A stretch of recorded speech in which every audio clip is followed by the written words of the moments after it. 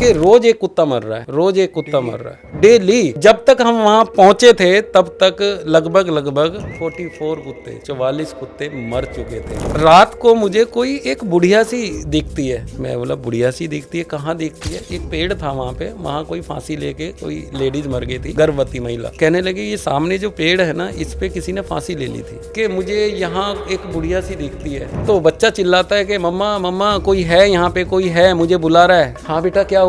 कि अभी यहाँ कोई था और वो मुझे ऐसे ऐसे करके बुला रहा था। मैं सोच में पड़ गया कि ऐसा कैसे हो सकता है कि किसी बच्चे को कोई रात को बुला रहा है। कि रात को एक लेडीज है वो चक्कर काटती हुई दिखती है वहाँ पे, कहती किसी से कुछ नहीं और कुत्तों की तरफ जाती है और फिर आ जाती है। मैं बोला आपका कहने का तात्पर्य ये है कि जो बुढ़िया दिख रही है वो कुत्तों का गला दबा देती है? आपका कहना तो यही हुआ कि महाराज जी हम कैसे समझाएं, ऐसा कुछ है यहाँ पे। अब गंदी स्मेल आई तो मैंने उनसे पूछा कि भाई मुझे एक गंदी स्मेल आ रही है, कुछ यहाँ गाड़ रखा है क्या, यहाँ भी कुत्ता वगैरह? तो वो चीज़ कहीं ना कहीं अपना असर ये दिखा रही थी, वो अपना अस्तित्व दिखा रही थी कि मैं हूँ यहाँ पे, अगर तुम्हें बचना है तो यहाँ से चले जाओ। कहीं ना कहीं उसको भी डर था कि महाराज जी आ रहे हैं तो कहीं ना कहीं मंत्रों में ये मुझे बांध देंगे। अब होता क्या है, जैसे ही मैं त्रिशूलों को तैयार करने लगा तो मुझे ऐसा लगा जैसे पीछे किसी ने खींच लिया, और लगभग ज़्यादा नहीं तो 5 से 6 मीटर मुझे पीछे खींच के ले गई। जैसे ही लास्ट आहुति दी और मुझे पीछे से खींचा गया और मैं काफ़ी पीछे चला गया, फिर मैं भाग के वहीं आया और आहुति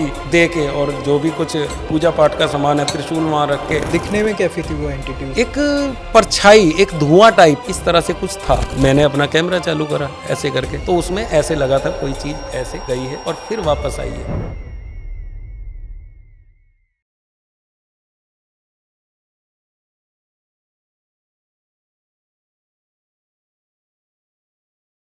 जय श्री राम। मेरा नाम है अभिषेक सिंह रजावत और आप देख रहे हैं चर्चा प्रेजेंटेड बाय हिंदू गुरुकुल।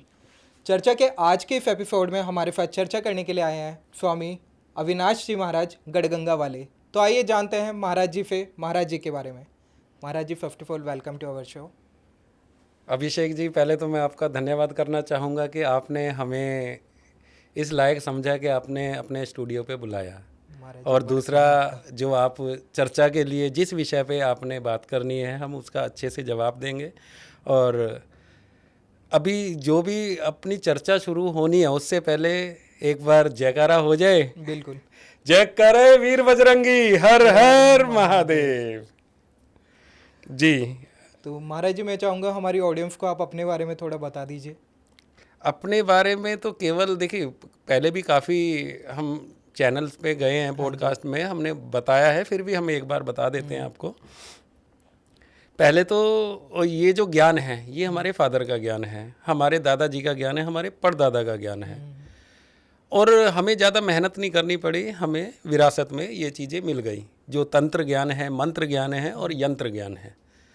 और है क्या कि ये हमने शुरुआत कब से करी और एकदम से ज्ञान कैसे हुए? फादर ने जब वो लास्ट समय पे वो गए थे, जब उनका देवलोक होने वाला था और उनकी मृत्यु होने वाली थी, तो उस समय उन्होंने मेरा हाथ पकड़ा था और बहुत कुछ एहसास कराया तब से, और बहुत सारी चीज़ें उन्होंने मुझे बताई डिटेल में, और तब से मैं इसमें तंत्र जो लाइन है इसमें मैं आ गया। वो इसलिए कि जो चीज़ मैं उनके जीते जी, और उनको मैं हमेशा मैं ढंग से बात नहीं करता था, और जिस तरह से वो कहते थे बेटा आने वाला समय ऐसा ना हो जाए कि तुझे ही कुछ ऐसा करना पड़े और तू ही ये सारा स्पिरिचुअल गुरु बन जाए, तो मैं बोला ऐसा होगा ही नहीं। और देखिए वो उनका जाना हुआ है और हम खुद एक साधक बन गए।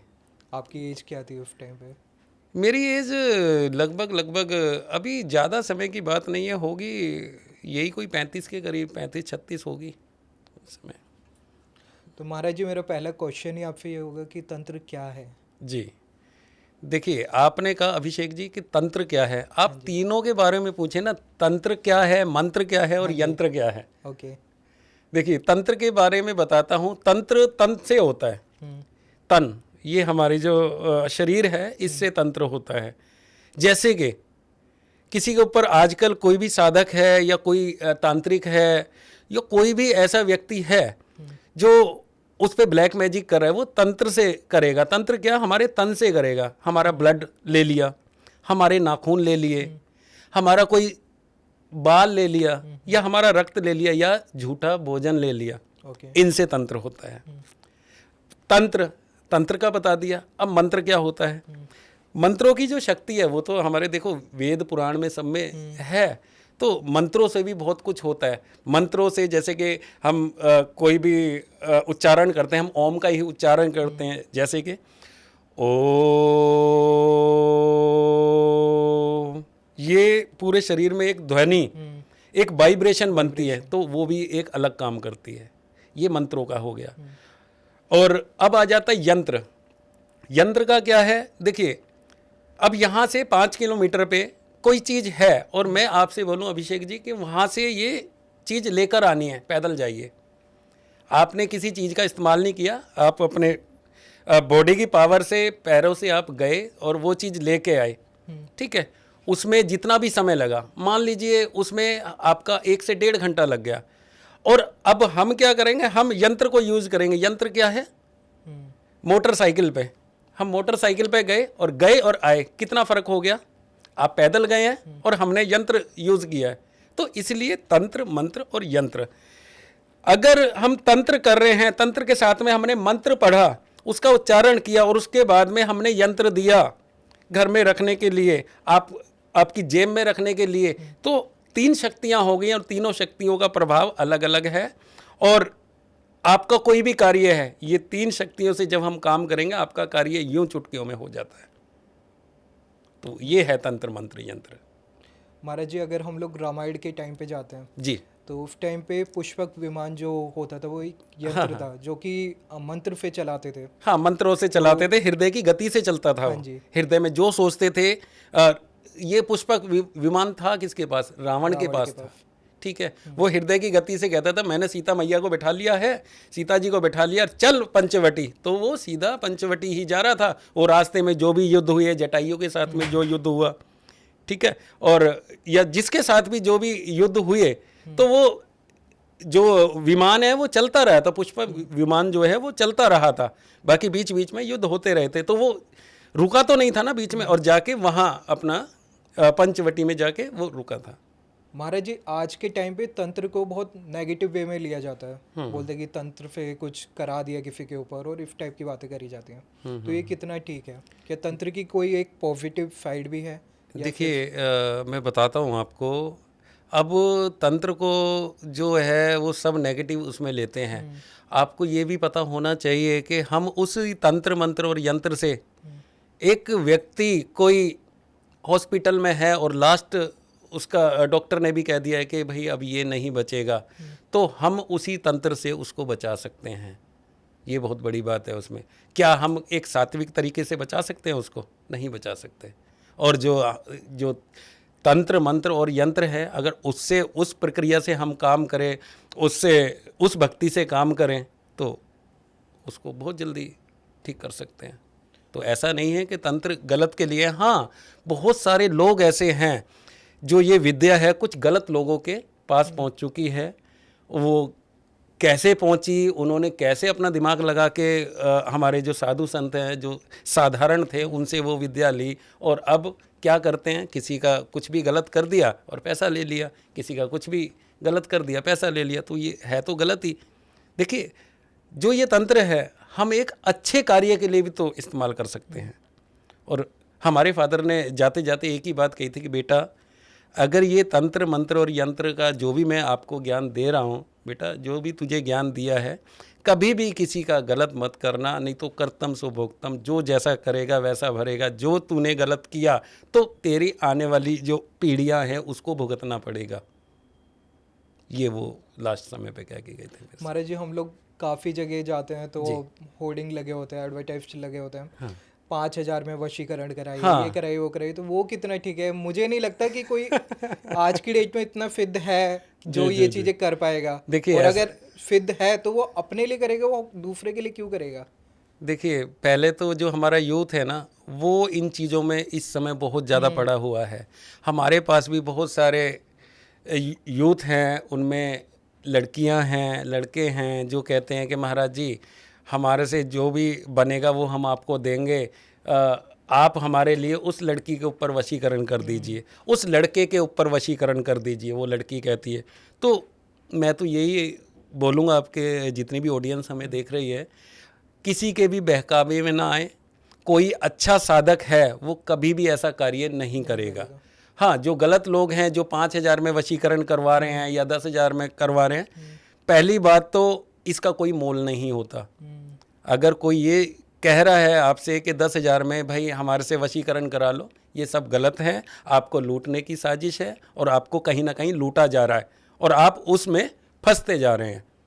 अभी हमारे पास में कुछ लोग ऐसे आए थे, उसमें लड़का आया था एक, उसके बेचारे के लगभग ज़्यादा नहीं तो 3 से 3.5 लाख रुपए ऐसे ही लूट लिए। किसी ने 20,000 ले लिया, किसी ने 50 ले लिया, किसी ने 5,000 ले लिया। तो सब जगह यही आश्वासन दिया गया कि हाँ, हम ये आपका वशीकरण कर देंगे और वो लड़की आपके पास आ जाएगी। ये सब गलत बातें हैं, इन चीज़ों में ना फंसे कोई। हमारा कहना तो ये है। तो तंत्र की साइड जाना किसे चाहिए? देखिए, तंत्र के साइड अगर आपको कोई पीड़ा है, आप हैं, आपका कोई फैमिली मेंबर है, वो ठीक नहीं हो पा रहा है, सबसे पहले मैं यही सारे पॉडकास्ट में मैं यही कहता हूँ, सबसे पहले डॉक्टर को दिखाएं, उनका अच्छे से इलाज कराएं और फिर भी डॉक्टर के पास से कोई बीमारी नहीं निकलती, तब किसी साधक के पास जाएं। हमारे पास आ सकते हैं, हम ये नहीं कहते आप हमारे पास आइए, किसी भी अच्छे साधक के पास। देखिए, अच्छे साधक के पास जाना इसलिए अच्छा है, पहले तो आप ये देखें सामने वाला व्यक्ति क्या ये कार्य कर सकता है तो इसका कोई लालच तो नहीं है। अगर उसका कहीं ना कहीं लालच दिख रहा है तो वो साधक नहीं है, वो केवल अपने पैसे बनाने वाला काम कर रहा है। तो सबसे पहले एक अच्छे साधक को चुनें, उसका चुनाव करें कि हाँ, ये अच्छा साधक है, ये कार्य कर सकता है। ये हमें पता कैसे चलेगा कि अच्छा साधक कौन है? देखिए, आप पढ़े लिखे हैं, अच्छे हैं, आप सामने वाले को लालच दें कि कोई भी साधक है, कोई भी है कि हम ये दे देंगे, हम वो दे देंगे, आप हमारे बच्चे को ठीक कर दीजिए, तो उसका 1 दिन में नहीं 2 दिन में वो खुद ही फ़ोन कर लेगा या खुद ही बता देगा हाँ जी हम कर देंगे और आपका इतना लगेगा, बस पता लग जाएगा उसका। और जो सच्चा साधक होगा, अब हमारे पास में इतने लोग आते हैं मंदिर में, जो भी मैं दरबार में बैठता हूँ तो वहाँ किसी से कुछ नहीं लिया जाता। हाँ, अब मंदिर कंस्ट्रक्शन का काम शुरू हुआ है तो मंदिर के लिए मात्र एक 100 रुपये का टोकन लगा है, उससे क्या एक व्यवस्था बनी रहती है, सबके नंबर लग जाते हैं। जिस समय पे जिसका नंबर आता है तब मैं वार्तालाप करता हूँ। और जो सामान है, मैं ये भी नहीं कहता उनको 10 रुपये का सामान आप दुकान से खरीद के लाओ, सब कुछ मेरे पास रखा होता है और उसमें से ही मैं जो भी कुछ अपना रेमेडी कुछ भी उपाय करके दिया और भैया आप ये काम कर लेना और आपका महामाई सब भला करेगी। मंदिर कहाँ पे आपके? लोकेशन क्या है? लोकेशन है माँ भद्रकाली धाम, ये पानीपत में है, कुटानी रोड पे, कुटानी रोड, आटा मिल, वर्मा चौक के पास। किसी से भी पूछ लीजिए कि यहाँ माँ भद्रकाली धाम कहाँ पे बन रहा है, तो वहाँ पे माँ भद्रकाली धाम का मंदिर हम बना रहे हैं। हमें डोनेशन की भी ज़रूरत है और हम तो यही कहेंगे भाई, जितने भी लोग हमें देख रहे हैं, आपसे ज़्यादा ना बने, एक सीमेंट का कट्टा तो दे ही सकते हैं, 100 ईंटें तो दे ही सकते हैं। अगर इतना भी हो जाए तो हमारे लिए वही अच्छा है और बहुत जल्दी मंदिर बन जाएगा। तो हम यही चाहते हैं कि सभी जितने भी दर्शक हमें देख रहे हैं हमारी थोड़ी सी हेल्प करें मंदिर के लिए, और वो नंबर हमारा डाल देना। हाँ, जिससे कि लोगों को पता लग जाए, ट्रस्ट का नंबर है, उसमें हमें हर एक चीज़ का लेखा जोखा होता है, भाई कितना कहाँ से क्या आ रहा है और क्या हम मंदिर में लगा रहे हैं। महाराज जी, आप बहुत जगहों पे जाते हैं, पैरानॉर्मल इन्वेस्टिगेशन है, काफ़ी चीज़ें आप करते हैं, तो उसमें आप बहुत सारे गैजेट्स का भी यूज़ करते हैं। जी जी जी। तो आप वो कौन कौन से गैजेट होते हैं जो आप यूज़? गैजेट एक तो होती हैं स्टिक हमारे पास में। स्टिक से क्या है कि वो इसलिए चेक करी जाती है, उसको कस के पकड़ना होता है और ऐसे पकड़ के वो अपने आप, अगर कोई नेगेटिविटी ऐसी है तो वो अपने आप मूव करेगी उस साइड को। अगर इस साइड है तो इस साइड को मूव करेगी, हमारे पीछे है तो वो ऐसे घूम के आ जाती है। तो इस तरह का है। दूसरा एक है K2 मीटर, वो K2 मीटर संपर्क करने के लिए मदद करता है। देखिए, मुझे तो इन चीज़ों से मतलब नहीं है, जो हमारी टीम है वो इन चीज़ों को यूज़ करती है। वो बताती है कि हाँ महाराज जी यहाँ कुछ ऐसा है, हमें तो जो भी हमारे फादर ने ज्ञान दिया है उसी से पता लग जाता है।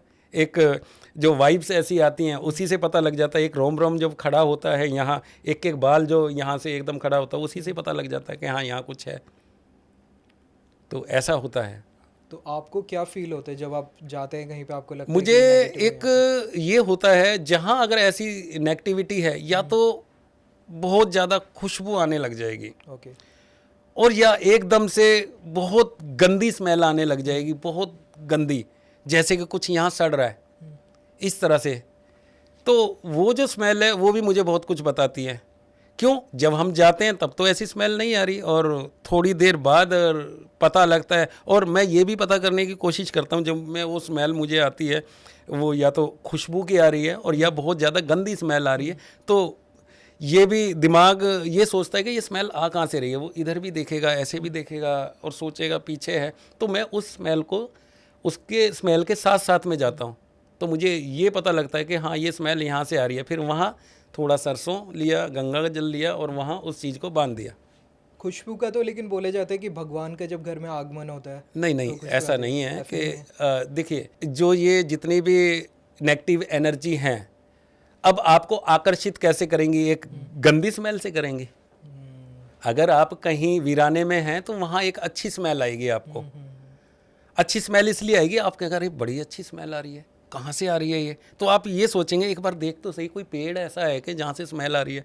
अगर वहाँ गंदी स्मेल आएगी तो आप वहाँ से भागने की कोशिश करेंगे, और वो जो स्मेल है अच्छी, जो खुशबू आ रही है, वो आपको अट्रैक्ट करेगी, अपने तरफ खींचेगी। जैसे कि कहीं पे कोई तालाब है और वहाँ हॉन्टेड जगह है कोई, तो तालाब कहीं ना कहीं जो उसका तालाब का पानी है या कोई स्रोत है, रात को आप देखेंगे अगर आप अकेले हैं तो स्रोत का पानी आप ना चाहते हो भी आपको अपनी तरफ खींचेगा, खिंचावट करेगा अपनी तरफ। वो क्यों करेगा?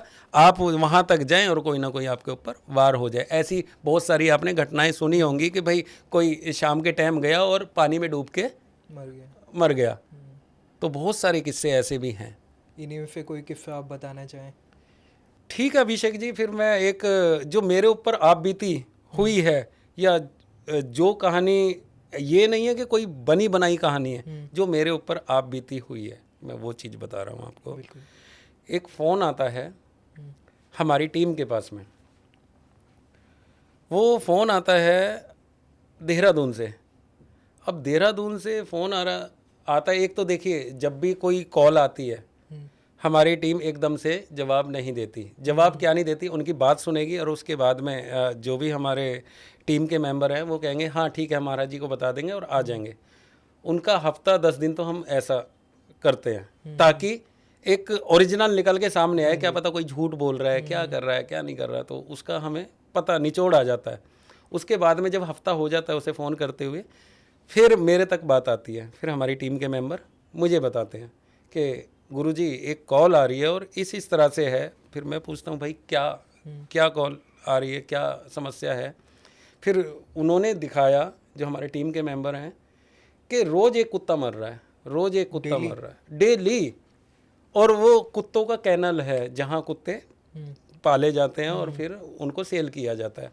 और कुत्ते इतने महंगे हैं, वो कौन से रोट व्हीलर कुत्ते वो पालते हैं, और भी हैं, जर्मन शेफर्ड हैं और हैं। बाकी उनका कहना ये था कि हमारा एक एक कुत्ता 10 लाख का भी है, 12 लाख का भी है और 5 लाख का भी है। तो मैं तो पहले तो सोच में ये पड़ गया, अरे इतने महंगे कुत्ते कैसे होंगे? तो चलो देखो, हमें तो इतनी नॉलेज नहीं है, अगर उन्होंने बताया तो होते हैं। फिर उन्होंने कहा कि जब मैं सुन ही रहा था, फिर कॉल आ जाती है कि देखो एक कुत्ता फिर मर गया। उन्होंने फ़ोटो भेजी, वाकई में मर गया कुत्ता।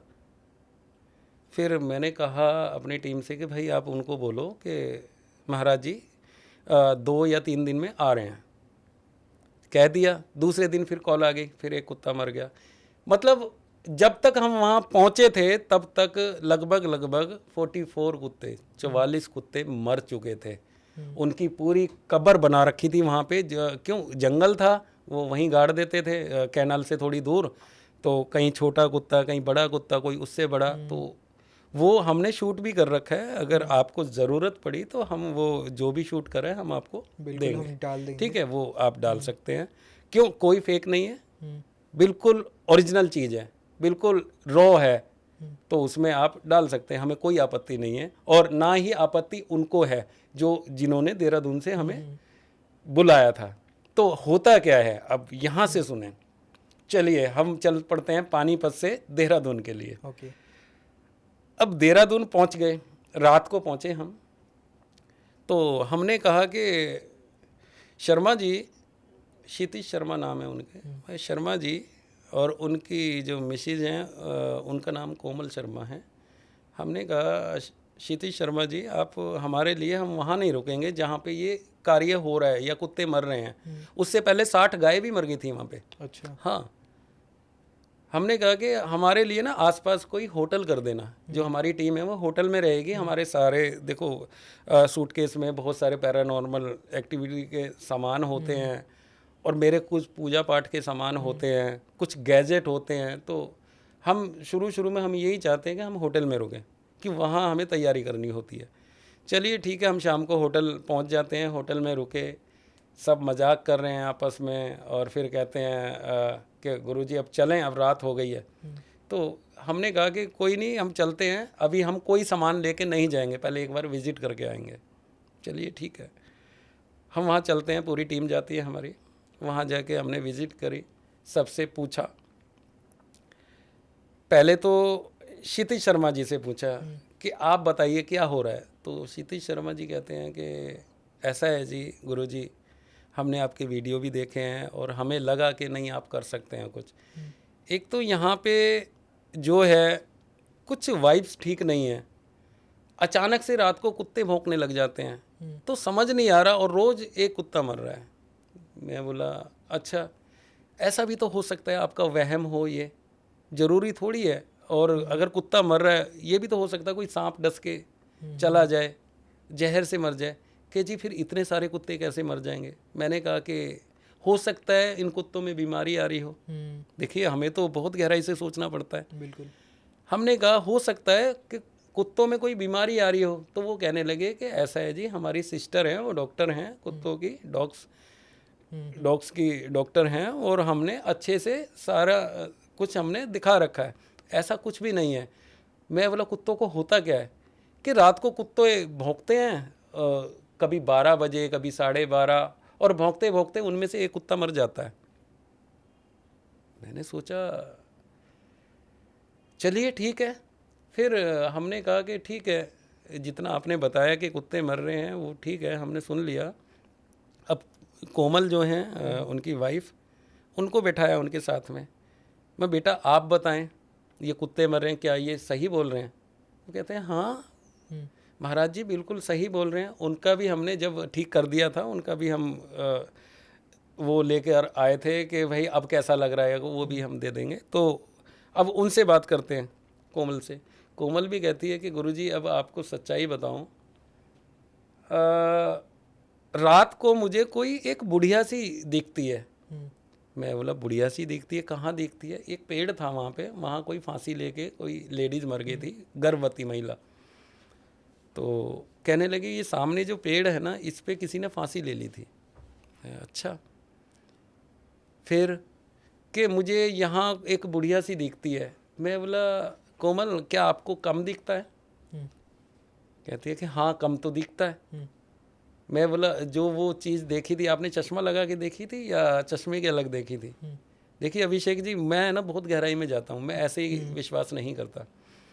तो वो कहती हैं कि नहीं, उस समय मैं बाहर निकली थी और चश्मा नहीं था।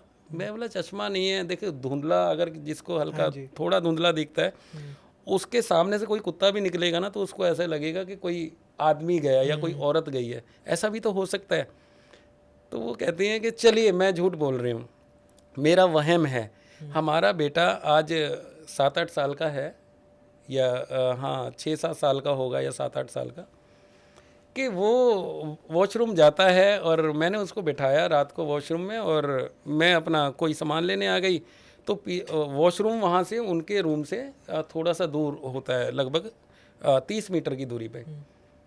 तो बच्चा चिल्लाता है कि मम्मा मम्मा कोई है यहाँ पे, कोई है, मुझे बुला रहा है। तो ये कोमल भाग के जाती है वहाँ पे।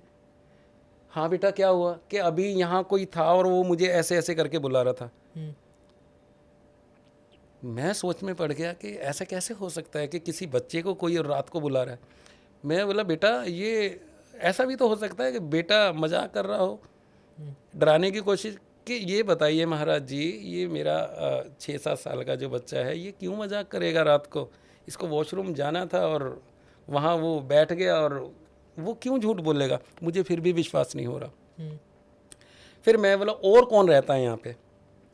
अब 2 लड़के वहाँ काम करते हैं, वो डॉग को ट्रेनिंग देते हैं। अब मैंने क्या किया, उस समय मैंने बात नहीं की उनसे, उनके सामने तो चलो जो भी बात की ठीक है। उसके बाद में मैंने उनसे अलग पूछा। मैं बोला भाई एक बात बताओ, तुम दोनों, नाम तो इस समय मुझे याद नहीं है उनके दोनों के, तो मैं बोला यार ये सच बात है क्या, ये जो बोल रहे हैं ये पति पत्नी, या कुछ इनका भ्रम है? तो वो कहते हैं महाराज जी भ्रम कुछ भी नहीं है, अब हम बताते हैं। मैं बोला भाई आप भी बताओ। कि मैंने एक बुढ़िया सी देखी है। मैं बोला भाई पक्का देखी है? कि हाँ मैंने देखी है। और पीछे से वो कह रहा है जी मैंने भी देखी है। जो दूसरे वाला है वो भी कहता है कि मैंने भी देखी है। भाई क्या देखा है तुमने? कि रात को एक लेडीज़ है वो चक्कर काटती हुई दिखती है वहाँ पे, कहती किसी से कुछ नहीं है और कुत्तों की तरफ जाती है और फिर आ जाती है। मैं बोला आपका कहने का तात्पर्य ये है कि वो जो लेडीज़ जो दिख रही है, जो बुढ़िया दिख रही है, वो कुत्तों का गला दबा देती है? आपका कहना तो यही हुआ। कि महाराज जी हम कैसे समझाएं, ऐसा कुछ है यहाँ पे। चलिए ये बताइए, रात को मैं आता हूँ, यहाँ पे कोई नहीं है और जो उसका दोस्त था कि वो रूम में था, ठीक है। अब मैं बाहर से आया, मैंने देखा कि ये पेड़ के नीचे कौन घूम रहा है। तो मैंने सोचा कि हाँ मेरा दोस्त है। मैंने देखा अरे भाई क्या कर रहा है, तो उसने कोई जवाब नहीं दिया। चल आ जा रूम में, मैं अभी तो आया हूँ मैं बाहर से, जो पहले वाला कह रहा है। चलिए वो रूम में जाता, वो लड़का वहाँ पे है। तो कहने लगा वो कि महाराज जी मुझे पूरी रात नींद नहीं आई। अरे जब मैंने वहाँ वो देखा है और वो पेड़ के नीचे कौन था? ये रियल जो उनकी बात है। देखो मैंने कुछ नहीं देखा अपनी आंखों से, ये उनकी बात है। चलिए ठीक है, उनसे बात करी अलग। फिर भी अभी कुछ ऐसा था जो मेरे अभी दिमाग में चल रहा था। अब उन दोनों से बात कर ली, ठीक है। अब हमने क्या है कि वहाँ के आसपास के गांव वालों से बात करी। उनसे क्या बात करी, जो देहरादून में आसपास की जो भी गांव हैं, मैंने वहाँ बात करी कि भाई ये जो सामने है कुत्तों का जो कैनल है, ये कुत्ते पालते हैं, ये कब से आए हैं? तो उन्होंने बताया कि हाँ इतने समय से आ रहे हैं। मैं बोला कुछ यहाँ कोई घटना भी होती है कि हाँ जी बिल्कुल होती है। कोई लेडीज़ है वो घूमती नज़र आती है, बुढ़िया सी है कोई, वो घूमती नज़र आती है। अरे भाई ऐसे कैसे हो सकता है कि घूमती नज़र आती है? भाई तुम्हारा भ्रम भी तो हो सकता है कि जी हमें तो ये नहीं पता महाराज जी ये रह कैसे रहे हैं। जो इनका मालिक है वो तो ये कहता है यहाँ कुछ भी नहीं है। क्यों? उसको किराया चाहिए। अगर वो भी हाँ करेगा तो यहाँ पे रहेगा कौन? अब वहाँ भी ये बात एक से नहीं, हमने 10 लोगों से पूछी है वहाँ पे देहरादून के जो जहाँ कैनल था जंगल में। चलिए ठीक है, अब हम चल पड़ते हैं इतनी बातें करके अपने होटल में क्या है कि हमने अपनी पूरी टीम से वार्तालाप की। उनसे हमने कहा कि भाई तेरी पोजीशन ये है कि तूने रिकॉर्ड करना है और भाई अगर मैं जहाँ भागूँ तुमने मुझे पीछे से लाइट दिखानी है। देखो रात को मुझे भी कम दिखता है, इतना नहीं है कि चश्मे में तो मुझे नज़र आ जाता है, ज़्यादा दूर का रात को कम दिखता है। हाँ इतना पता लग जाता है, हाँ सामने वो है, कोई है, ठीक है, इतना पता लग जाता है। चलिए ठीक है, होटल में हमारी सारी बात हो जाती है। हाँ जी। अब चलते हैं हम इन्वेस्टिगेशन के लिए। समय हो जाता है लगभग 12:30। और देखिए ये चीज़ें जो इनका अगर कोई भी अस्तित्व है वो रात को वो चीज़ सामने आएगी। चलते हैं हम। अब जैसे ही हम वहाँ पहुँचते हैं, हमने उनको कहा कि भाई आप तो बैठ जाओ अपने अपने रूम में, बाहर हम देखते हैं। तो वो शर्मा जी कहने लगे कि नहीं गुरुजी मैं तो बाहर कुर्सी पे बैठ सकता हूँ। मैं हाँ बैठ सकते हैं, कोई दिक्कत नहीं है। चलिए ठीक है। अब होता क्या है, हमने वहाँ इन्वेस्टिगेशन शुरू करी। हमने वो पहले पेड़ देखा, उसके जड़ में भी खोद के देखा। तो ये चीज़ जो मैं थोड़ी देर पहले बता रहा था आपको कि एक स्मेल आती है मुझे बहुत ज़्यादा गंदी स्मेल वहाँ से आई। अब गंदी स्मेल आई तो मैंने उनसे पूछा कि भाई मुझे एक गंदी स्मेल आ रही है, कुछ यहाँ गाड़ रखा है क्या, यहाँ भी कुत्ता वगैरह? कि नहीं यहाँ तो नहीं गाड़ रखा। मैं कहाँ गाड़ रखे हैं कुत्ते? फिर जहाँ कुत्ते गाड़ रखे थे सबकी कब्रें दिखाई कि देखो कि ये कितने सारे कुत्ते गड़े हुए हैं, वो भी देखा मैंने। फिर आके मैं फिर उस पेड़ के पास आया, फिर वहाँ खुशबू आई, खुशबू भी इतनी अच्छी, हाँ खुशबू आई। तो वो चीज़ कहीं ना कहीं अपना असर ये दिखा रही थी, वो अपना अस्तित्व दिखा रही थी कि मैं हूँ यहाँ पे, अगर तुम्हें बचना है तो यहाँ से चले जाओ। और कहीं ना कहीं उसको भी डर था कि ये महाराज जी आ रहे हैं तो कहीं ना कहीं मंत्रों में ये मुझे बांध देंगे। चलिए ठीक है। उस रात हमने फिर जंगल की तरफ गए, सामने ही जंगल था उनके, जंगल की तरफ गए तो कुछ पेड़ थे, उन पे मैंने मार्किंग की थी, 1 नंबर 2 नंबर 3 नंबर। क्यों? जहाँ जहाँ से मुझे खुशबू आ रही थी, जहाँ जहाँ से स्मेल गंदी आ रही थी, गंद आ रही थी, वहाँ से बहुत गंदी स्मेल आ रही थी, तो मैंने उनको मार्किंग कर दिया ताकि मुझे पता लगे कि यहाँ यहाँ है। अब अपनी टीम को तो मैंने बता दिया भाई यहाँ यहाँ जब भी मैं करूँ वहाँ फोकस करना अपने कैमरा। अब देखो हमारे पास इतने बड़े तो कैमरे हैं नहीं, वो अपने मोबाइल से ही कर रहे थे जैसा भी है। चलिए ठीक है, एक रात निकल जाती है, अब दूसरी रात आती है। दूसरी रात को हम क्या करते हैं, फिर आते हैं वहाँ पे वही 12:30, और हम वहाँ से जो पहली रात को हम गए थे, पूरी रात जो भी हमने छानबीन करी, जो भी हमने अध्ययन किया, उसमें मैंने ये पता निकाल लिया था कि हाँ यहाँ यहाँ यहाँ ये चीज़ है कि मुझे स्मेल ऐसी आ रही थी, वो गंदी भी आ रही थी, अच्छी भी आ रही थी। हाँ, हमारी टीम को किसी को स्मेल नहीं आ रही थी। वो चीज़ मैं बताता नहीं हूँ कि मुझे क्या दिख रहा है, वो तो अपने K2 मीटर से देख रहे हैं, स्टिक से देख रहे हैं, एक रिकॉर्डर होता है उससे देख रहे हैं, उसको समझने की कोशिश कर रहे हैं। बाकी वो जो हमारी टीम है जो गैजेट से देखती है, वो अपना अध्ययन करते हैं, मैं अपना करता हूँ, और जब होटल में जाके बात करते हैं फिर हम दोनों बात मिलाते हैं, भाई कहाँ ये मैच कर रही है बात, फिर उस पर अध्ययन करते हैं। तो कुछ ऐसी बातें थी जो मैच करी थी, तो उस पर अध्ययन किया। वो कहाँ, वो जो पेड़ पे मार्किंग करी थी। तो चलिए ठीक है, अब दूसरी रात जाते हैं। क्यों, हमें फिर कहीं और भी जाना था, इसलिए हम दूसरी रात गए वहाँ पे, वही 12:30 बजे पहुँचे। फिर हमने शर्मा जी को कह ही दिया था कि भाई हमारे पूजा पाठ का ये सामान मंगाइए, इतने त्रिशूल मंगाइए, इतनी कील मंगाइए। तो कुछ उसमें आपत्तिजनक सामान भी था जो कि हम कैमरे पे नहीं बता सकते। वो इसलिए होता है कि कुछ हमारी पूजा पाठ ऐसी होती है कि उस समय शायद हम अपने उनको भी मना कर देते हैं, जितने भी हमारे टीम के मेंबर है, कि भाई इस चीज़ को रिकॉर्ड मत करना। अब रात को बैठ जाते हैं हम। अब हुआ क्या, हमने हवन शुरू कर दिया वहाँ पे, और हवन में मदिरा वगैरह भी चढ़ती है, वो पूजा ही ऐसी होती है। चलिए ठीक है, आहुतियाँ जा रही हैं, आहुतियाँ जा रही हैं। एक अजीब सी आवाज़ जंगल की तरफ से आती है। अच्छा। वो इतनी अजीब आवाज़ थी, वो आज भी मेरे कानों में गूंजती है। और फिर मैं हवन से उठ के जाता हूँ, जैसे मैं अपना जो भी आहुतियाँ दे रहा हूँ, और एक लड़का जो हमारा है वो शूट भी कर रहा है, वो अपना कैमरा लगा के खड़ा है। चलिए ठीक है। क्या थी महाराज जी वो आवाज़? वो आवाज़ अजीब ही थी। वो आवाज़ इस तरह की थी, ना तो वो किसी आदमी की आवाज़ थी, ना किसी जानवर की आवाज़ थी। आज तक वो आवाज़ का ही नहीं समझ आया कि इस तरह की आवाज़ हमने आज तक नहीं सुनी। और जब शर्मा जी से भी हमने बात करी, जब मैं वहाँ से, हवन तो चल रहा था, वहाँ से उठ के मैं उनके पास गया, मैं पूछने ही वाला था, तो वो शर्मा जी खुद कह रहे हैं कि गुरुजी ये आवाज़ कैसी है, आज तक हमें इतने साल यहाँ पे हो गए, आज तक रात में ना दिन में हमने ये आवाज़ नहीं सुनी जो आज आई है। और जैसे जैसे आप आहुतियाँ दे रहे हैं उसी तरह से आवाज़ वहाँ से शुरू हो जाती हैं, और पहले एक तरह की आवाज़ आ रही, फिर अनेकों तरह की आवाज़ें आनी शुरू हो गई वहाँ पे ये।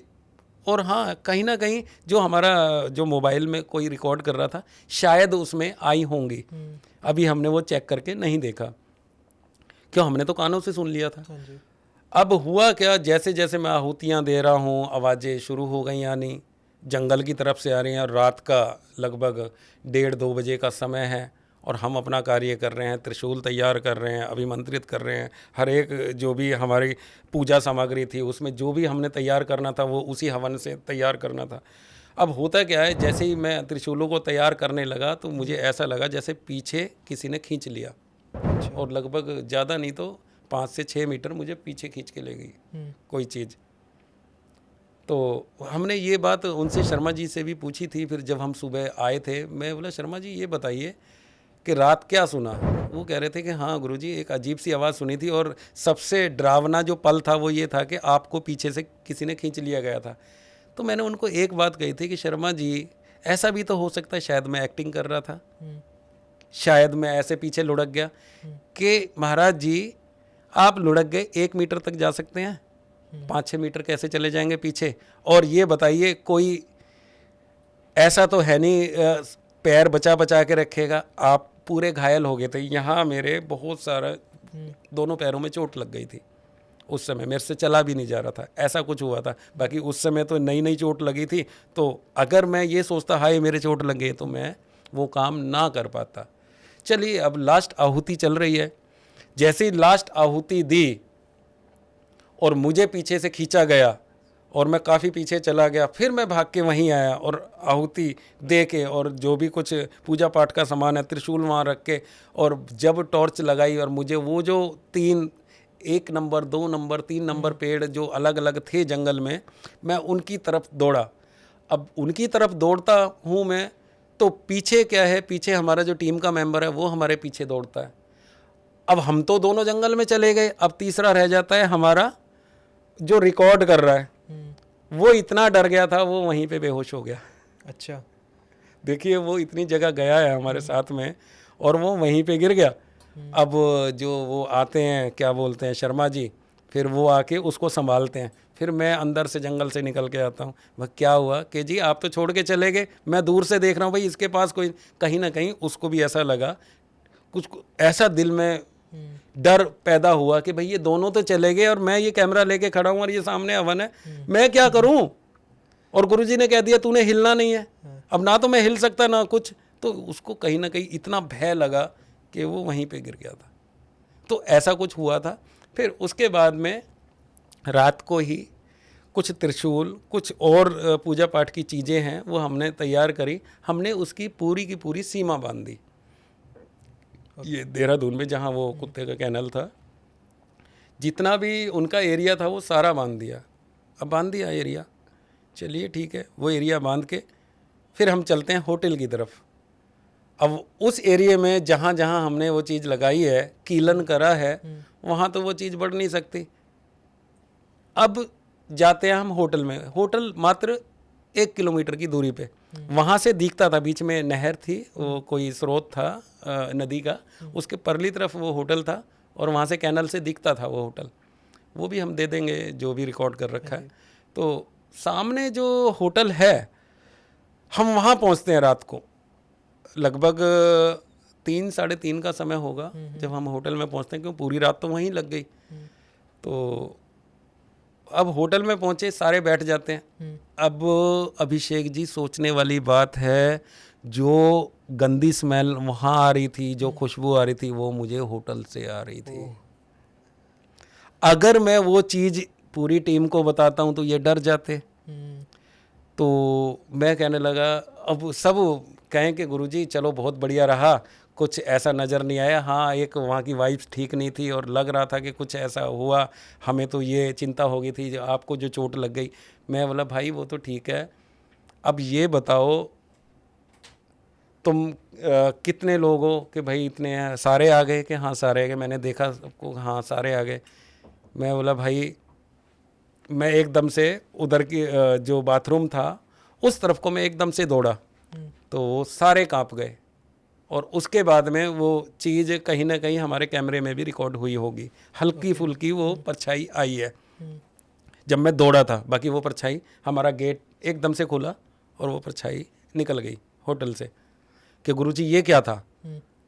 अरे भाई वो तो ठीक है, ये भाई वो जो चीज़ें वहाँ तो प्रोटेक्शन दे दी, हमारे होटल की थोड़ी थी। वो चीज़ यहाँ होटल में आके बैठ गई। फिर सारे टीम के मेंबर कहने लगे ऐसे तो हमारे घर चली जाएगी। मैं बोला ऐसा नहीं होगा, घर नहीं जाएगी।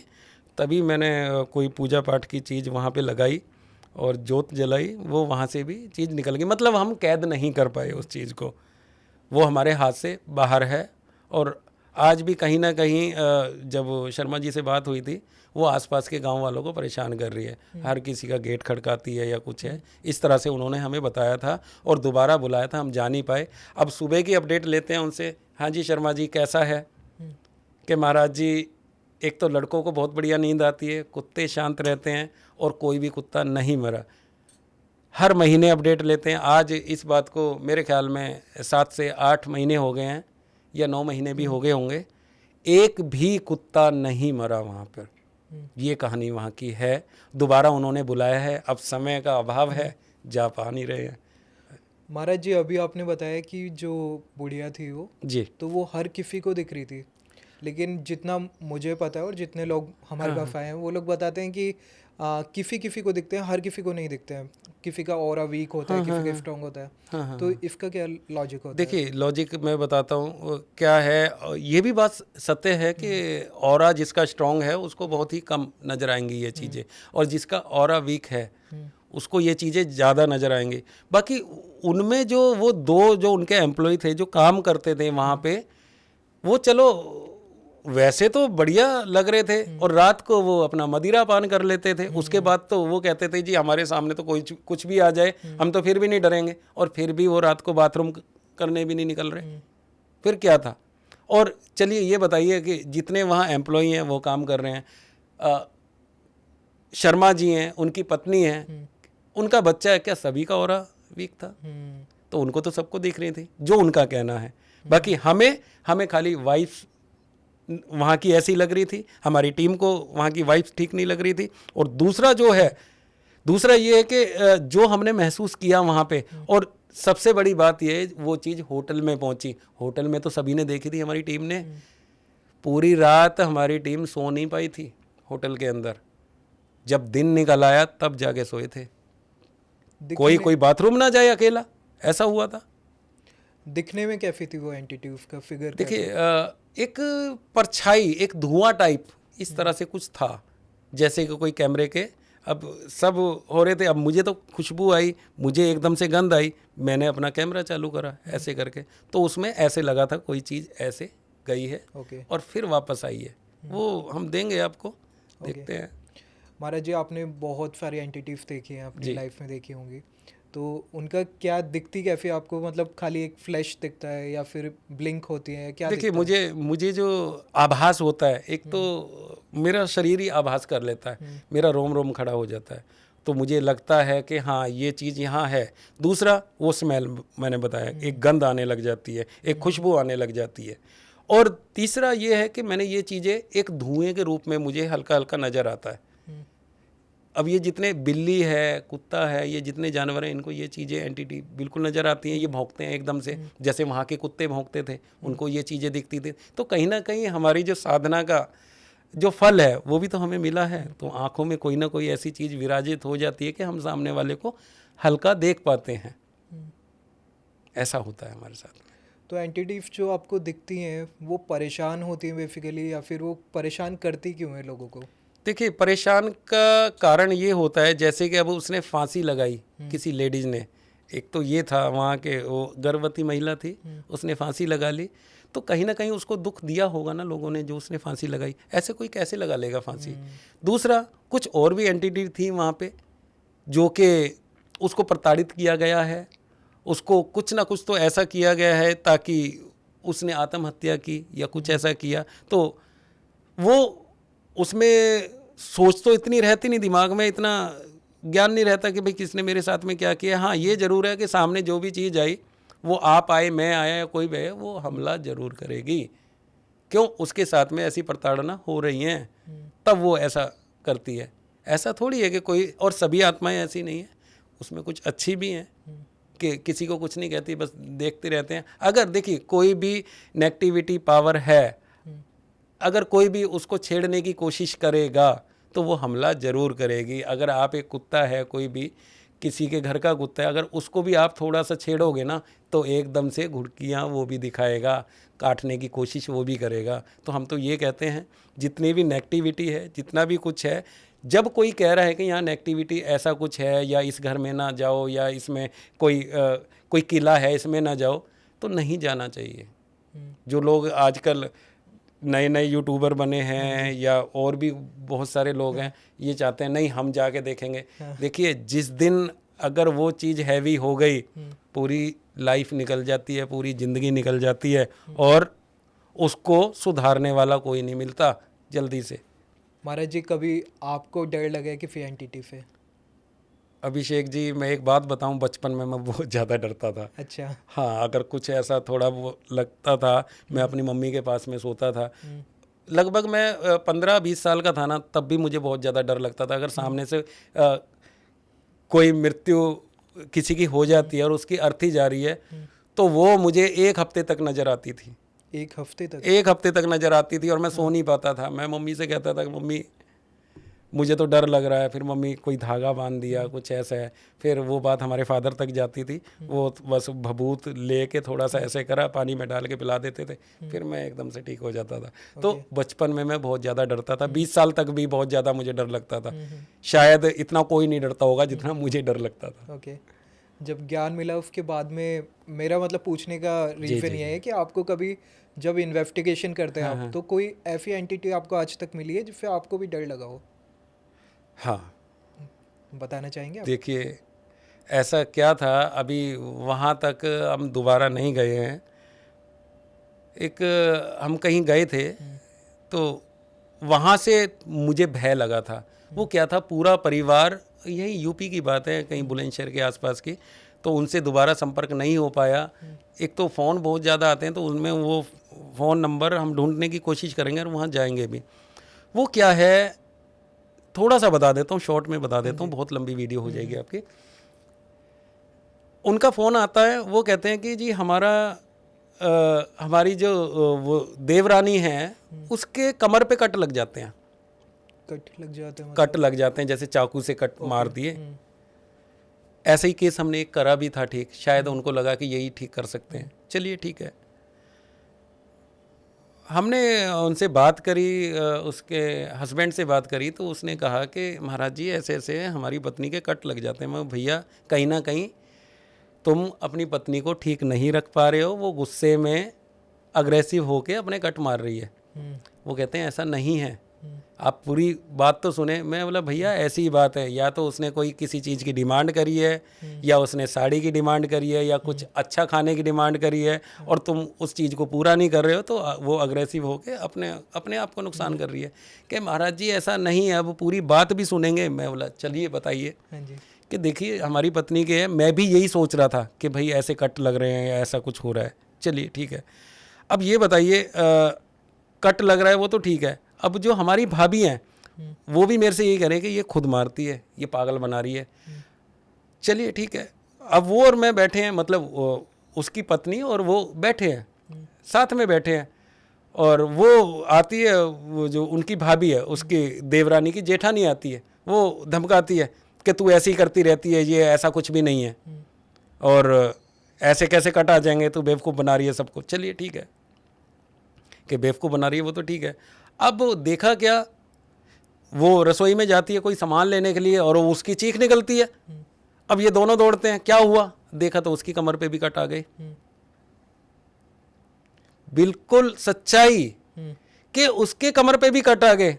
अब वो जेठानी कह रही है कि भाई कुछ ना कुछ तो है यहाँ हमारे घर में, कट आ गए। 2 दिन रहते हैं, एक छोटा सा बच्चा है मात्र 3 साल का, उसके यहाँ चेहरे पे कट आ गए, चेहरा ही कट गया, इतने गहरे गहरे जैसे किसी ने ब्लेड मार दिया या चाकू मार दिया, इस तरह से। वो बच्चा चिल्लाता है, उसका देखा। उसके बाद में एक बच्ची और होती है, उसके कट आ गए। मतलब कहने का तात्पर्य ये है कि जितने लोग वहाँ थे, बुजुर्गों को छोड़ के सब पे कट आ गए। तो वो चीज़ देखी तो भय तो मुझे भी हुआ। मुझे क्या था, मैंने उनको बोला था, और वो कह रहे थे कि देखिए हमारा इतना सामर्थ्य नहीं है महाराज जी कि जो आपका आने जाने का गाड़ी का खर्च दे दें। तो मैंने तो यही कहा था अपनी टीम से, अरे भैया कर भला तो हो भला, हम अपने पास से चले जाते हैं, क्या हो गया, अरे वो परिवार तो ठीक हो जाएगा। तो फिर हमारे पास उससे भी ऐसे अजीब और गरीब कार्य ऐसे आ गए, तो हम उसमें व्यस्त हो गए। तो हम चाहेंगे कि एक बार हम वहाँ जाएं। भय तो लगा, अब तैयारी भी थोड़ी सी और हो गई है, तो उस फैमिली में हम जाएंगे जहाँ कट आ रहे थे, वो पूरी चीज़ देखते हैं और उसका अध्ययन करके वो भी हम समाप्त करते हैं। उनके तो बहुत फ़ोन आए हैं, बाकी हम नहीं जा पाए। अगर वो लोग हमें देख पा रहे हैं तो मैं क्षमा चाहूँगा, मैं बहुत जल्दी आपके पास आ रहा हूँ। महाराज जी, हम लोग वापिस आते हैं तंत्र के ऊपर। जी जी जी। महाराज जी, हमारे पॉडकास्ट में काफ़ी सारे तांत्रिक और लोग आए हैं और एक बहुत कॉमन टॉपिक होता है बलि। बलि के बारे में कोई बोलता है कि बलि ठीक है, हमारे धर्म में लिखी हुई है, एंड कोई बोलता है कि ऐसे नहीं है, उसके और भी ऑप्शंस हैं हमारे पास। तो आपका इस पे क्या मानना है? देखिए, मैं तो ये कहूँगा जो भी बलि का प्रावधान है ये बंद होना चाहिए। ओके। बलि नहीं होनी चाहिए। देखिए, जीव हत्या करना कहाँ लिखा है ये जीव हत्या करना कि भाई किसी जीव की बलि दे दो और माता प्रसन्न हो जाएगी, माता बलि मांग रही है क्या? देखिए, मैं किसी के ऊपर मैं टिप्पणी नहीं करना चाहता। मैं ये कहूँगा ये बलि है। अब हमारे फादर ने हमें भी तो बताई, हमारे दादाजी ने बलि नहीं दी, हमारे फादर ने बलि नहीं दी, ना हमने दी। उन्होंने हमें समझाया। जहाँ बलि का प्रावधान आता है, एक सुपारी लेके और एक जायफल लेके, जायफल भी तो एक बलि होती है, जायफल लेके आप दे सकते हो और अपना ये उंगली और थोड़ा सा ब्लेड मारा, उसका ब्लड दे दो, ये भी तो बलि गई। तो जरूरी है एक जीव हत्या करनी? नहीं, मैं सहमत नहीं हूँ इस चीज़ से। महाराज जी, कोई रेमेडीज जो आप देना चाहते हो हमारे हाँ, ऑडियंस को? बिल्कुल बिल्कुल बिल्कुल। तो देखिए, रेमेडी का ये है, एक तो किसी के घर में कोई भी समस्या हो रही है और कितनी भी तगड़ी है और आराम के लिए तुरंत आराम मिल जाएगा। पूरा घर परेशान है और किसी का काम नहीं बन रहा या पूरे घर में सभी परेशान हैं और कुछ समझ ही नहीं आ रहा, तो करें क्या? बेरी की लकड़ी, बेरी होता है कांटे वाली, बेरी की लकड़ी और उसके बाद में अमलतास की लकड़ी, अमलतास के बाद में एक उसकी होती है क्या बोलते हैं, ढाक की लकड़ी, ढाक होता है, उसको पलास भी बोलते हैं, ढाक की लकड़ी। और उसके बाद में छुई मुई, शर्मीली भी बोलते हैं उसको। छुई मुई के बाद में एक होता है ये क्या बोलते हैं, बड़ की लकड़ी। और बड़ के बाद में ये होता है पीपल की लकड़ी। और पीपल की लकड़ी के बाद में और शमी की लकड़ी। ओके। ये सभी लकड़ी ले आए और ढाई गोसे होते हैं, उपले होते हैं, ढाई उपला, और उनमें लाके वो उस चीज़ को भस्म कर लें। भस्म कर ली। भस्म करने के बाद में भोलेनाथ के मंदिर जाएं और काले तिल ले जाएं, भांग धतूरा और काले तिल ये लेके दूध में, कच्चे दूध में लेके वो चढ़ाएं। उसके बाद में वो जो जल आपने चढ़ाया है थोड़ा सा बचा लें और थोड़े से जो भोलेनाथ को जल चढ़ाया उसमें से थोड़े से छींटे मार लें उसको, जिस हम डब्बे में ले गए हैं, लोटे में ले गए हैं, और वो लाके उस भस्म में उस उपले पे डाल दें, उस पे डाल दें, क्या बोलते हैं, ये जितनी भी 7 लकड़ियां हैं डाल के और उसकी भस्म बना लें।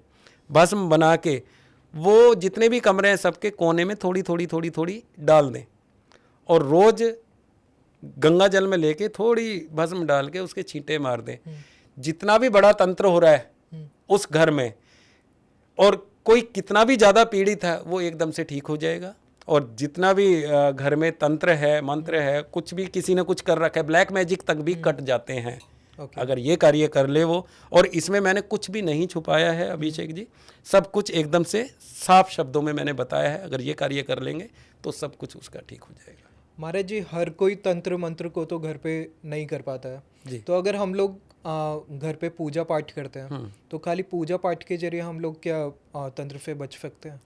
देखिए, पूजा पाठ के लिए क्या है कि सबसे पहले आप अपनी कुलदेवी की पूजा पाठ करें।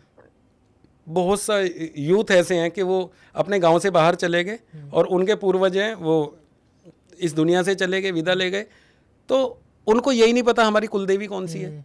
तो कुलदेवी के लिए एक घी का दीपक जलाएं, रात को घी का दीपक जला के, और एक सुपारी साबुत, खंडित ना हो वो सुपारी, 2 लौंग और 2 इलायची रख दें, ठीक है। और ये कहें, हे हमारी कुलदेवी माता, जहाँ आप ही की वजह से हमारा कुल चला है, और जो भी कुलदेवी हैं, एक तो हमें रात को हमें दर्शन दें और हमें आगे का मार्ग दर्शन करें, हमारा आगे का, कि भाई हमें क्या करना चाहिए, आपको क्या भोग चाहिए, क्या प्रसाद चाहिए, वो आप हमें बताएं, हम उसी तरह से आपका पूजन करेंगे। सबसे पहले जो होता है, हमारे पितृ देवता होते हैं, पितरों का पूजन करें और कुल देवी का। अगर कुल देवी और पितृ हमारे घर के ठीक है ना, तो आपका घर तो वैसे ही स्वस्थ है, कुछ भी नहीं हो सकता। अगर कहीं भी कोई दिक्कत आती है तो कुल देवी अपने आप संभाल लेती है, पितृदेव अपने आप संभाल लेते हैं। तो ये चीज़ करना चाहिए। घर पे ब्लैक मैजिक हुआ है, ये कैसे पता करें कि घर पे कुछ हुआ है हमारे यहाँ? हाँ, ये आपने सही पूछा। देखिए, घर पे अगर हमारे घर पे कोई ब्लैक मैजिक हुआ है तो उसके लिए फिटकरी लिए हैं। फिटकरी का पानी सब में छिड़काव कर दें। एक फिटकरी इतनी मोटी एक लोटे में डाल के उसका छिड़काव कर दें घर में, हल्का हल्का हल्का हल्का। सभी कोने में ज़्यादा करें क्योंकि ये चीज़ें कोने में ज़्यादा छुपती हैं। या कोई जिस कमरे में लाइट नहीं जलती, एक तो कोशिश करें जिस कमरे में आपके लाइट नहीं चलती तो कहीं ना कहीं वहाँ लाइट जला के रखें, और हो सके तो सूर्य की किरणें वहाँ पहुँचाएं शीशे के द्वारा। कोई भी शीशा ले लें और उससे वो किरणें वहाँ तक पहुँचनी चाहिए, जो भी नेगेटिविटी है वो ख़त्म हो जाती है वहाँ से। क्यों? कोई भी ऐसी पावर है, कोई भी आत्मा है, कोई भी भूत पिशाच जो भी है, अगर रोशनी सूर्य की किरणें वहाँ पड़ गई ना तो वो चीज़ वहाँ से निकल के भागना ही भागना है उसको पता है कि अब यहाँ उजाला रहेगा। ये चीज़ें हमेशा अंधेरा चाहती हैं और अंधेरे में ही ये चीज़ें बहुत ज़्यादा उग्र हो जाती हैं। अब आया ब्लैक मैजिक का पता कैसे करें? छींटे मार दिए और उसको जो फिटकरी को गाय का गोबर लेना है। गाय के गोबर का उपला, गोसा भी बोलते हैं उसको, कंडा भी बोलते हैं, उस पर वो फिटकरी को रख दें। ऊपर से एक जायफल रख दें, उसको जलाएं, थोड़ा सा जला दें और जला के जैसे थोड़ी सी अंगारी है उस पर रख दें और सुबह देखें उसमें ना छोटी छोटी खोपड़ियाँ मिलेंगी। खोपड़ी, हाँ, जैसे कि इंसान की ये जो हेड होता है ये खोपड़ी होती है, इस तरह की मिलेंगी। अगर ब्लैक मैजिक हुआ है, वो खोपड़ियाँ इसलिए है कि वो जो आप कार्य कर रहे हैं, अगर कोई ब्लैक मैजिक नहीं है आपके घर पे तो कुछ भी उसमें नहीं बना मिलेगा। अगर वो खोपड़ी नुमा कुछ बना मिला तो समझ लीजिए आपके दिमाग पे भी, आपके पूरे परिवार के दिमाग पे वो चीज़ हैवी है और कहीं ना कहीं ब्लैक मैजिक हुआ है। तो ये एक जानने का बहुत अच्छा तरीका मैंने आपको बता दिया है। महाराज जी, तंत्र के थ्रू हम लोग आउट ऑफ बॉडी एक्सपीरियंस भी कर सकते हैं? कैसे? मतलब मैं समझा नहीं। मतलब हम लोग एस्ट्रल ट्रैवल जैसे बोलते हैं कि हमारी बॉडी, हम लोग सो रहे हैं एंड हमारी बॉडी जो है वो कहीं और बिल्कुल बिल्कुल कर सकते हैं, ये मैंने अनुभव किया है। ओके। हाँ, बिल्कुल कर सकते हैं। उसमें देखिए होता क्या है, अब हमें ऐसा लगता है हम सो गए तो हमें ऐसा लगता है कि हम सोए हुए थोड़ी हैं। अगर हमें कोई सपना आ रहा है कि भाई हम वहाँ ये चीज़ें कर रहे हैं तो वो एक ज्ञान अलग है।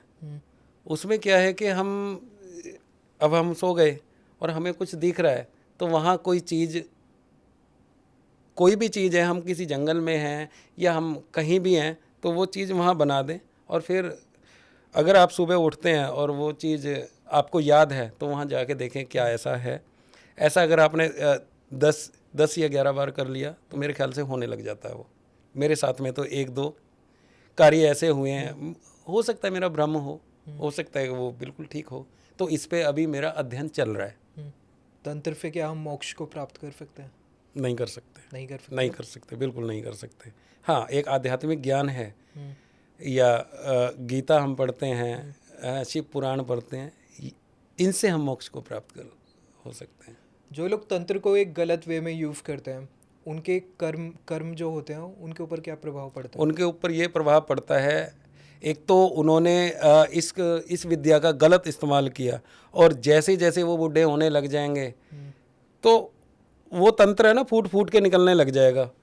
मतलब इतने जख्म उनके हो जाएंगे, एक ऐसी मौत उनको मिलेगी, इतनी गंदी मौत मिलेगी कि उनको समझ नहीं आएगा। और तब वो सोचेगा हे परमात्मा, ये मेरा किया हुआ ही मैं भुगत रहा हूँ।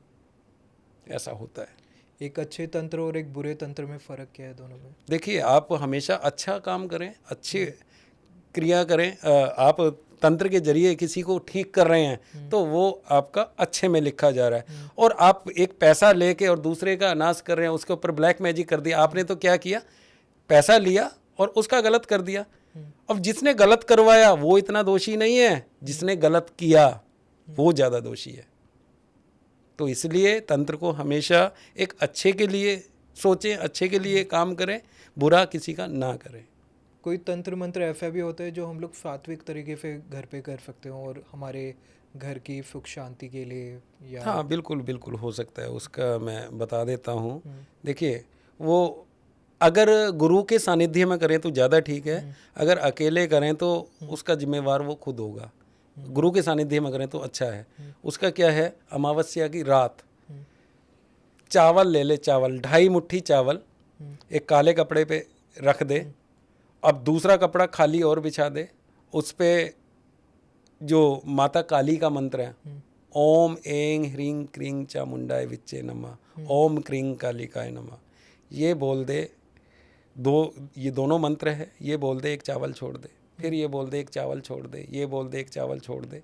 मेरे ख्याल से 1 घंटा पूरा होगा नहीं, जितने चावल उसने छोड़े हैं ना, जितने चावल उसने छोड़े हैं, और जो साथ में ढेरी 2.5 मुट्ठी चावल की रखी है, फिर उनको दोनों को मिलाओ, वो मेरे ख्याल से 2 मुट्ठी रह जाएंगे चावल। क्यों, ये मैंने तंत्र कर रखा है। वो 2 मुट्ठी इसलिए रहेंगे जो आप मंत्र पढ़ रहे हैं या जिसका काली का मंत्र करके और आप ये कार्य कर रहे हैं, तो वो चावल कहीं ना कहीं वो समाप्त हो रहे हैं। वो जिसको आप दे रहे हैं वो चावल वहाँ जा रहे हैं, वो माता के चरणों में जा रहे हैं। तो ऐसा होता है, अगर कोई भी करना चाहे तो ये कार्य कर सकता है, और बाकी गुरु के सानिध्य में करे तो ज़्यादा ठीक रहेगा। नहीं तो कई बार माता काली को आप याद कर रहे हैं और उन्हीं की कोई योगिनी आके आपको थोड़ा सा छेड़ दिया, तो मेरे ख्याल में आप 10 दिन नहीं उठेंगे। ये कहेंगे मुझे तो किसी पावर ने पकड़ा पीछे से, जबकि वो कहीं ना कहीं अच्छी शक्ति होगी। उसको ये ज़रूर हिला के, कंधे पे हाथ रख के ये ज़रूर उसको आभास दिलाएगी कि हाँ तू सही काम कर रहा है और मैं जागृत होने वाली हूँ, या मुझे अब मेरा प्रसाद दे दे। महाराज जी, अभी दीपावली गई है जी। एंड दीपावली पे बताते हैं कि नेगेटिव एनर्जी और ये ब्लैक मैजिक वगैरह ये बहुत ज़्यादा होता है। तो ऐसा क्यों है, इस टाइम पे पावरफुल ज़्यादा हो जाते हैं, ये क्या होता है? देखिए, इस समय पे क्या है, जो दिवाली की रात होती है, अमावस की जो रात होती है, उसमें मैंने भी ये जो अब दिवाली गई है, तो वो घाल मैंने पहले भी बताया है और अब भी बता रहा हूँ। एक हांडी होती है, हांडी में कुछ सामान डालते हैं, कुछ आपत्तिजनक चीज़ें भी होती हैं, श्रृंगार भी होता है, ठीक है। वो वैसे जो और कहीं गलत जगह ये विद्या गई है, वो तो क्या करते हैं कि मारण विद्या करते हैं, सामने वालों को मारने के लिए करते हैं। और जो हमें हमारे फादर ने बताई, बस केवल इतना बताया है, चीज़ें तो वो भी बता रखी हैं, बाकी अगर हम मारण विद्या को इस्तेमाल करेंगे तो कहीं ना कहीं हम अपने परिवार के लिए कांटे बिछा रहे हैं। आने वाली पुश्तें हैं ना हमारी, वो भुगतेंगी। तो इसलिए उसका जो ये घाल वगैरह छोड़ते हैं, वो मैं बता रहा हूँ आपको, वो हम किसी के नाम की नहीं छोड़ते। हाँ, दिवाली अमावस्या की रात को ज़रूर छोड़ते हैं। उसमें वो हांडी तैयार करी और उसमें कुछ हम मंत्र बोलते हैं, और मंत्र भी ज़्यादा लंबे नहीं है। कोई भी सीधा साधारण व्यक्ति जिसको ABC भी नहीं आती तंत्र की, वो भी सीख सकता है। तो वो जागृत करी, और जागृत करके पहले तो धीरे धीरे चलेगी और धीरे धीरे चलेगी, एकदम से आंखों से ओझल हो जाएगी। तो वो कितनी दूरी पे जाके गिरी है वो हमें पता रहता है। अब हमारी चीज़ हमने कोई भेजी है, जो भी ये खप्पर जागृत करके हमने भेजा है, वो कितनी दूरी पे गया है वो हमें पता लग जाता है। वो क्या है, कुछ खील रखनी पड़ती हैं या चावल रख लो, उनसे पता रहता है भाई इतनी दूरी पे हमारी चीज़ गई है। तो वो इस दीपावली पे हमने कार्य किया था। मैं हर एक दीपावली पे करता हूँ, और उस समय कई मेरे काफ़ी सारे शिष्य हैं, मैंने कहा भी था भाई चलो आज देखो तो सही ये चीज़ें कैसे होती हैं, और पहले अपने आँखों से देखो और फिर उसको समझो और फिर सीखो मेरे से कैसे करते हैं। बाकी हाँ, अगर आप मारण विद्या को सोचोगे और किसी को मारण की अपने दिल में भावना रखोगे भाई सामने वाले व्यक्ति का हम नाश कर दें, तो ये विद्या उल्टी भी पड़ सकती है। तो आपने अभी मारण क्रिया के बारे में बताया, तो इससे बचने के क्या उपाय हैं? देखिए, बचने के ये उपाय हैं, अगर कोई चीज़ ऊपर चल रही है और आपने देख लिया ठीक है, आप ना तो किसी दूसरे को बताओ, ना खुद उसको दोबारा देखो, अपने जैसा आप चल रहे हैं नॉर्मल अपने घर चले जाइए और बार बार उसको ना देखिए। कहीं ना कहीं वो चीज़ आपके ऊपर भी अटैक कर सकती है। अच्छा, हाँ। तो महाराज जी इसकी पहचान क्या होती है? बोलते हैं कि एक हांडी होती है, उसके ऊपर आग लगी होती है, उसके नीचे होती है, मुझे नहीं पता, और आजकल काइट्स भी आती हैं, वो भी जाती हैं, तो इसमें कैसे हम लोग देखिए डिफरेंशिएट करें। अभिषेक जी, मैं बता रहा हूँ आपको, ये जो हांडी चलती है, ये घाल चलती है या खप्पर चलता है, इसकी पहचान बता रहा हूँ सभी लोगों को, ध्यान से सुनिएगा। ये एक तो हवा मान लो पूरब की तरफ से पश्चिम को बह रही है, अगर हम कोई भी चीज़ छोड़ेंगे, जैसे आजकल पैराशूट से होते हैं, ये क्या उसमें दीवा या कपूर लगा दिया और वो उड़ते हुए चले जाते हैं, एक तो वो होता है। अब पहचान कैसे हो? पहचान ये होती है, जो ये काइट्स वगैरह हैं, ये हवा की तरफ, जिधर हवा बह रही है पूरब से पश्चिम की तरफ बह रही है, तो पूरब से पश्चिम की तरफ उड़ेगी वो चीज़। अब धुआं है, धुआं भी उधर ही जाएगा जिधर हवा बह रही है, और ये चीज़ उसके विपरीत चलेगी, ये हवा के ऊपर चलेगी। ओके, ये इसकी पहचान है। महाराज जी, मुझे नहीं लगता ये तंत्र इतना बड़ा टॉपिक है कि इस पे हमारी बातें ख़त्म हो पाएंगी एक पॉडकास्ट में। तो मैं आपको दूसरे पॉडकास्ट के लिए अभी से इनविटेशन देना चाहूँगा। आभार आपका। जब फ्री हो तब आप मुझे बता देना, हम लोग दोबारा इस पे बात करेंगे। चलिए ठीक है, हम दोबारा मिलते हैं, कोई और घटना हमारे साथ में अगर ऐसी हुई तो हम ज़रूर आपको बताएंगे।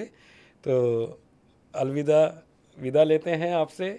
जय करे वीर बजरंगी, हर हर महादेव।